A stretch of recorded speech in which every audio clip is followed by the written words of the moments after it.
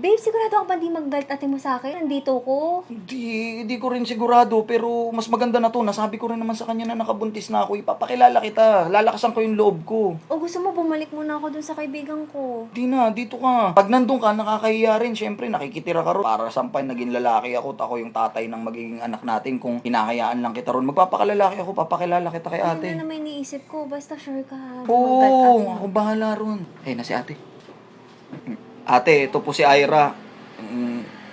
Girlfriend ko. Good evening po, ate. Ito po si Ira, ate, yung girlfriend ko na nabuntis ko. Robert! Huwag ka magalit! Oh, bakit nandyan ka? Eh, Ano ginagawa mo dyan? Tinibag ko yung pader kasi naiwan to. Naiwan yung gamit niya, pati try nyo rito ng gamit. Naiwan sa taxi, buti nga bumalik yung taxi. Ba't bigla ka na lang nandyan? Ba't nakikialam ka dito sa amin? Eh, kami na nga lang ayusin namin tong pamilya namin. Hindi ako nakikialam, nakikiawat lang. Bakit ka makikiawat? Hindi naman ako galit. Huwag ka makikialam. Hindi ako galit. O siya, nangyari na, di ba? Ano pa ba magagawa natin kundi tanggapin? Di naman ako masamang tao para ipagtabuyan ko. Eh kung ano pa mangyari sa kanya sa labas, di konsensya ko pa. Masama ka! Iyan mo na itong gamit O doon. sige, dyan ka lang muna, mag-relax ka lang muna dyan. Ate. Ayusin ko lang muna yung mga gamit mo. O ikaw, Robert, maghanap ka ng trabaho ha. Hindi yung sama ka na sama dito sa damuho na to. Opo, ate, maghanap kami ng trabaho. Madiskarte kami niyan. Maghanap na kami, sige na. Matapang yun, baka na hindi mo akala. Dahil sa akin yan, kaya nagbati kayo. Di naman sila magkaaway eh. Ayaw nga patirahin dito, ako na nga lang nakiusap. Paano nakiusap? Eh, bigla-bigla ka nga lumulusot dyan eh. Yung gamit nyo,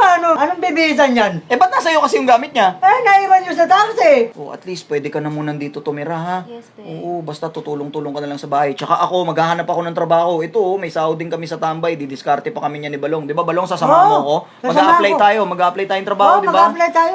Sige. Kahit all dapper. Iihi muna ako, ha? Dito ka lang muna. Kanina pa ako iing-iihi. O, Balong, kausapin mo muna to. Oh, sige. Iihi Tagalan mo, ha? Iihi muna ako, Oh, ha? sige. Balita ko, mayaman kayo. Di naman.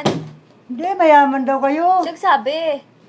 Basta balita lang. Tapos, ang bag mo may ginto. Wala yan. Ano lang yan? O, tingnan mo, magkaano sila. Wala yan. Mayaman kayo. Pwede natin isang lato. Ba't mo naman sasadla? Kailangan nyo panggastos. Wala kay panggastos. O siya, kailangan nyo panggastos. O bakit? Bibigaw ba kami? Bibigaw ba kami? Hindi! Hindi! Ay, kala ko Akong lang, bigyan mo ng bigyan 1,000. Meron ka? Meron ka? Para Oh. saan? Eh, siyempre, lalakarin ko yung magulang mo kung saan nakatira kayo. Pupunta ko yung magulang mo. Naku, wag na. Baka magalit yun. Hindi, ako bahala roon. 500. Wala ka rin? Wala eh. Magkano nandyan? 250. Pambili ko pa milk ito. Okay na yan? Oh. Ha? Huwag mo sasabihin kay Robert na hiningian kita, ha? Ira, huwag mo sabihin kay Robert, ha? Alin? Wala, sabi ko yung ano. Oh, sige. At least nandito ka na. O, paano? Mauna na muna ako kasi may gagawin pa ako doon. Hindi, bakit ka mauuna? Magpapaluto nga ako eh. Siyempre, Hindi na! i-welcome natin siya. Kakarating pa lang niya Ayaw mo dito ba? eh. Hindi na, okay na ako. Muna. Hindi, kumain na ako. Ba't kumain? Ba't kakaiba? Wow, kakaiba yan ah. Ay, siyempre. Iba ako ngayon. Dito ka na lang. Nagmerienda na ako ng isang linggo. May asikasuhin pa akong ano. Lakad to, pera to eh. Ha? Huwag Sure ka? Oo, basta ano ha. Usapan natin yan ha. Ha? O sige, kita na lang tayo sa tambayan ha. Oo, sige.